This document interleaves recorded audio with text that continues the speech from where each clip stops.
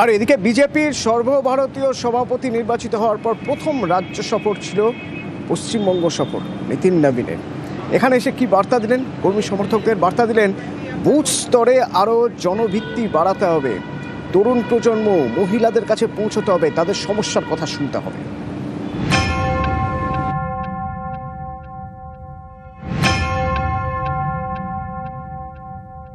मित्रों, हमको बूथ जीतना है कि अगर बूथ पर शक्ति केंद्र पर हम मजबूत होंगे तो बंगाल तो शक्ति की भूमि है।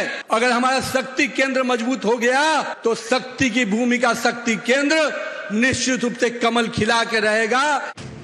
বিজেপির সর্বভারতীয় সভাপতির দায়িত্ব নিয়ে প্রথম রাজ্য সফর, প্রথম গন্তব্যই পশ্চিমবঙ্গ। পশ্চিমবঙ্গ সফরে নিতিন নবীন মঙ্গলবার দুর্গাপুরে বিজেপির একটি মেলা উদ্বোধন করেন। রাতে বৈঠক করেন কোর কমিটির সঙ্গে। সেই বৈঠকেই 26-এর ভোটে লড়াইয়ের ফর্মুলা বাতলে দেন নিতিন নবীন।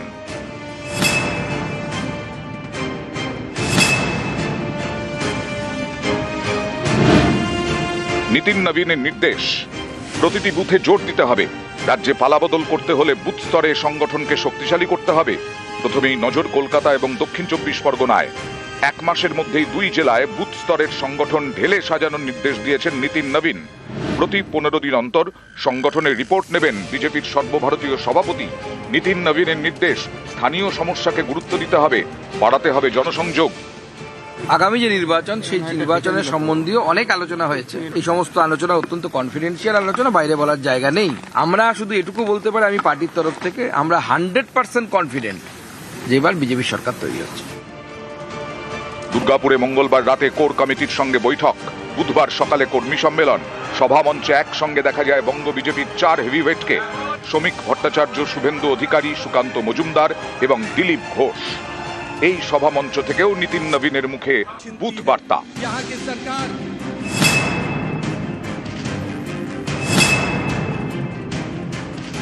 मित्रों, हमको बूथ जीतना है कि अगर बूथ पर शक्ति केंद्र पर हम मजबूत होंगे तो बंगाल तो शक्ति की भूमि है। अगर हमारा शक्ति केंद्र मजबूत हो गया तो शक्ति की भूमि का शक्ति केंद्र निश्चित रूप से कमल खिला के रहेगा। পশ্চিমবঙ্গে প্রায় 50% মহিলা ভোট, এর বড় অংশের সমর্থনই পান মমতা বন্দ্যোপাধ্যায়। এই মহিলা ভোটে এবার ভাগ বসাতে মরিয়া বিজেপি। এর পাশাপাশি তাদের নজর কম বয়সী ভোটারদের দিকে। দুর্গাপুরে এসে তাই নিতিন নবীনের নির্দেশ, মহিলা এবং তরুণ প্রজন্মের ভোটারদের দিকে বিশেষ নজর দিতে হবে, শুনতে হবে তাদের সমস্যার কথা। এর জন্য জনসংযোগ বাড়াতে হবে। সব কাঁচা মাথার নেতারা, অভিজ্ঞতা কম ছিল, সে অভিজ্ঞতা আমরা সঞ্চয় করেছি কয়েক বছরে। এখন নতুন বিজেপি আর পরিণত বিজেপি লড়াই করছে, তো সেই জন্য যুবকরা থাকলে গতি আসে, শক্তি সামর্থ্য আসে, তারা রিস্ক নিতে পারে। কেবলমাত্র ভারতীয় জনতা পার্টিতেই যুবকরা সম্মিলিত হয়, কারণ তারা পার্টির ভবিষ্যৎ এবং নিজের ভবিষ্যৎ পার্টির মধ্যে দেখতে পায়। নিউজ 18 বাংলা। প্রয়াত অজিত পাওয়ারের শেষকৃত্যে নজর রাখতে হবে। সেখানে নীতিন গডকরি আছেন, সেখানে অমিত শাহ আছেন, স্বরাষ্ট্রমন্ত্রী অমিত শাহ রয়েছেন। গতকাল বিমান দুর্ঘটনায় মৃত্যু হয় অজিত পাওয়ারের এবং তার সঙ্গে আরও 4 জন ছিলেন ওই ফ্লাইটে। বিমান দুর্ঘটনা ঠিক কীভাবে তার তদন্ত শুরু করেছে ডিজিসিএ। মহারাষ্ট্রের বারামতিতে 100 ফুট উপর থেকে আছড়ে পড়ে চার্টার বিমান। একের পর এক বিস্ফোরণ, মুহূর্তে সব শেষ।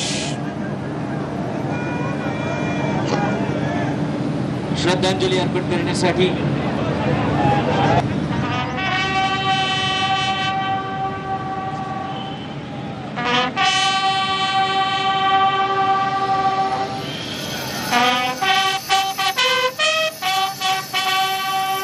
অবতরণের আগে পাইলট মেটে কল করেছিল। কিভাবে ঘটলো এই ঘটনা, তদন্ত শুরু করেছে ডিজিসিএ।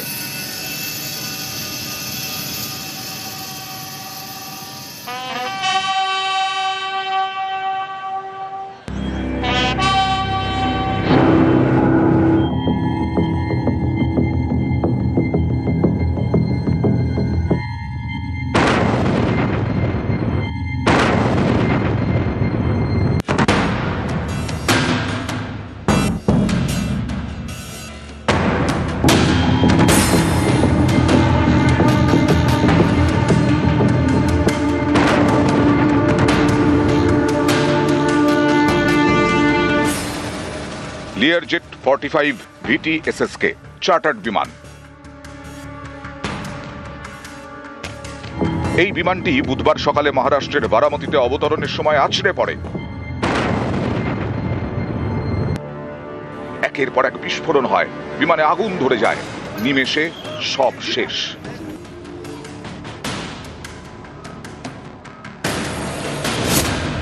বিমানে ছিলেন মহারাষ্ট্রের উপমুখ্যমন্ত্রী অজিত পাওয়ার, তাঁর ব্যক্তিগত সিকিউরিটি অফিসার বিদীপ যাদব, pilot Sumit Kapoor, co pilot Shambhavi Pathak, crew member Pinky Mali. বিমান দুর্ঘটনায় 5 জনেরই মৃত্যু হয়েছে। ट्रैप पे आ रहा था, ट्रैप के नजदीक 100 फुट से नजदीक आके गिर गया है। उसका क्रैश हो जाएगा ऐसा हम सोच रहे थे, तभी क्रैश हो गया।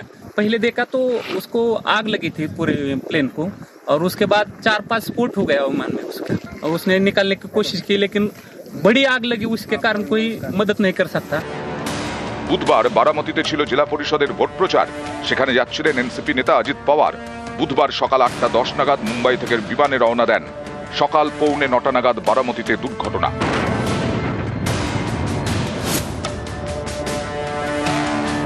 প্রাথমিক তদন্তে ডিজিসিএ জানতে পেরেছে চার্টার্ড বিমানটিতে ইনস্ট্রুমেন্ট ল্যান্ডিং সিস্টেম ছিল না, অর্থাৎ বিমানটি রানওয়েতে ঠিকমতো নামছে কিনা তা দেখার জন্য একমাত্র ভরসা পাইলটদের নজর।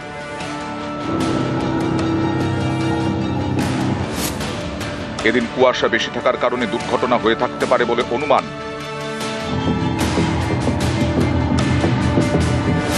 টেবিল টপ রানওয়েতে বিমানটিকে নামানোর জন্য 2 বার চেষ্টা করেন পাইলট।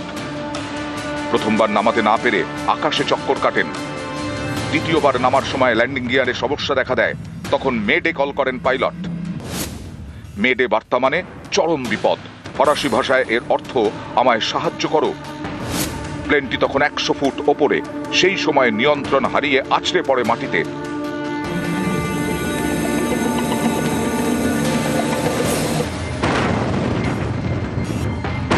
এতে পরপর বিস্ফোরণ ঘটে, বিমানে আগুন ধরে যায়।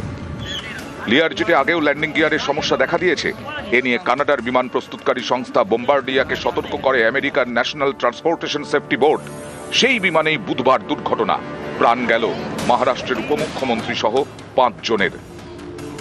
লিয়ারজেট 45 একটা খুবই রিলায়েবল প্লেন, বোম্বার্ডিয়ার কোম্পানির একটা ভিভিআইপি নিয়ে ফ্লাই করে। যারা ক্রু ছিলেন তারা খুবই কোয়ালিফাইড ছিলেন, দুজনেই ক্যাপ্টেন যিনি ছিলেন খুবই কোয়ালিফাইড ছিলেন, সুমিত কাপুর।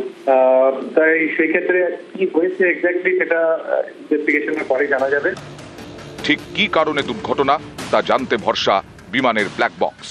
तमाम जो है इन्वेस्टिगेटिव टीम यहाँ पे पहुंच चुकी है। अब कोशिश यही की जा रही है कि जो एयरक्राफ्ट के जो पार्ट्स हैं उनको इन्वेस्टिगेट किया जाए कि क्या इसमें कोई टेक्निकल ग्लिच या फिर कोई टेक्निकल एरर था या नहीं। लेकिन सबसे इम्पोर्टेंट है कि ब्लैक बॉक्स है वो रिकवर कर लिया गया है, जो बहुत सारे राज खोल सकता है। टेबल टॉप रनवे है, और टेबल टॉप रनवे के बाद देखिए अभी भी जो क्रैश साइट है वो पूरी तरह से कॉर्डन ऑफ कर दी गई है। हो सकता है कि ह्यूमन एरर हो या मिस जजमेंट हो, ये इन्वेस्टिगेशन का पार्ट है। लेकिन जिस तरीके से क्रैश हुआ है और एयर स्ट्रिप के ठीक बगल में हुआ है, तो कई सवाल खड़े हो रहे हैं कि आखिरकार क्या वजह होगी।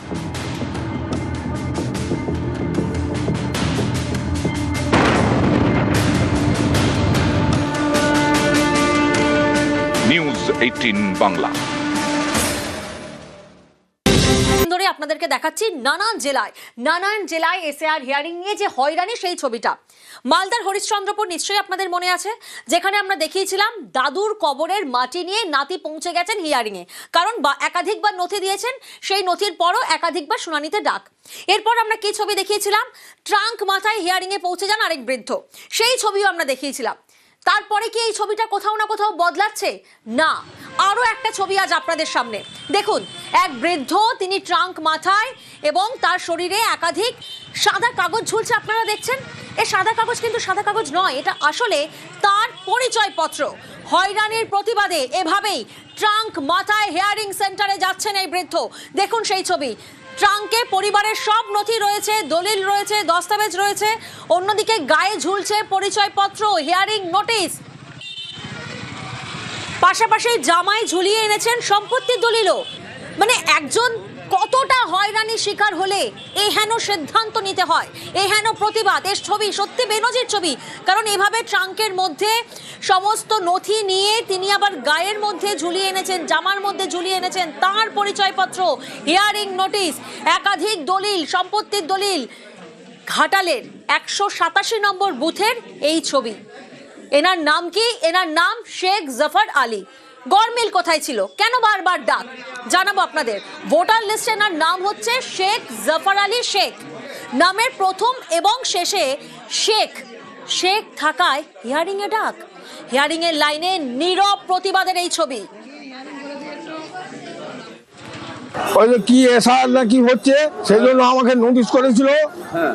তো আমি তো মুখ খুলে নোটিশ বুঝতে পারিনি, যার জন্য আমি পুরো ট্যাঙ্কে যা ছিল পূর্বপুরুষের সমস্ত কাগজপত্র আমি নিয়ে এসেছি। ট্যাঙ্কে কি আছে? এতে দলিলপত্র আছে, বাপ দাদা ঠাকুর দাদা তার সব দলিলপত্র আছে এতে, সেটা নিয়ে আসছি, ও সার খুঁজে নেবে। যেমন দিকে দিকে হিয়ারিং হয়রানির অভিযোগ সামনে আসছে, তেমনি এসআইআর হিয়ারিং আতঙ্কে মৃত্যুর অভিযোগও একের পর এক সেই অভিযোগ সামনে আসছে। আর এবার হুগলির পোলবায় মৃত্যু 70 বছরের বৃদ্ধের। শুনানির নোটিশ পাওয়ার পর থেকেই দুশ্চিন্তা। ফের এসআইআর হিয়ারিং আতঙ্কে মৃত্যুর অভিযোগ এবার হুগলির পোলবায়। মৃত্যু হয়েছে 70 বছরের এক বৃদ্ধের। শুনানির নোটিশ পাওয়ার পর থেকেই দুশ্চিন্তা। এসআইআর ভয়েই মৃত্যুর অভিযোগ পরিবারের। কমিশনের ভূমিকায় ক্ষুব্ধ মৃতের পরিবার। মৃতের পরিবারের তরফ থেকে অভিযোগ করা হচ্ছে, কারণ এই বৃদ্ধকে 70 বছরের এই বৃদ্ধকে হিয়ারিং এর নোটিশ পাঠানো হয়েছিল। সেই নোটিশ পাওয়ার পর থেকেই তিনি দুশ্চিন্তায় ছিলেন। সোমনাথ প্রতিনিধি আমাদের সঙ্গে রয়েছেন, সরাসরি সোমনাথের কাছে যাব। সোমনাথ, পরিবারের তরফ থেকে ঠিক কি কি অভিযোগ করা হচ্ছে?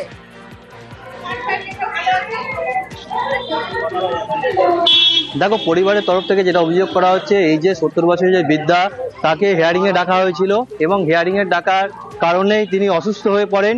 যে পরিবারের গত মঙ্গলবার তার হিয়ারিংয়ের ডেট ছিল পরিবারের, সেখানেই তার সাথে পরিবারের সঙ্গে হিয়ারিংয়ে যায় এবং তার হিয়ারিংয়ের ডেট ছিল 30 তারিখ, তার শুনানির ডেট ছিল 30 তারিখ। এবং তিনি যখনই শুনানির চিঠি পায়, এই হিয়ারিংয়ের নোটিশ পায়, তারপর থেকেই তিনি চিন্তার মধ্যে ছিলেন। পরিবারের সাথে বারবার তিনি আলোচনা করেছেন কি পেপারপত্র নেবে এবং বিজেপি পরিবারের তরফ থেকে যেটা অভিযোগ, বারবার ধরে বিজেপি এই যে সংখ্যালঘুদের দেখে ফর্ম 7 জমা করছে, সেই কারণে তিনি চিন্তার মধ্যে রয়েছে।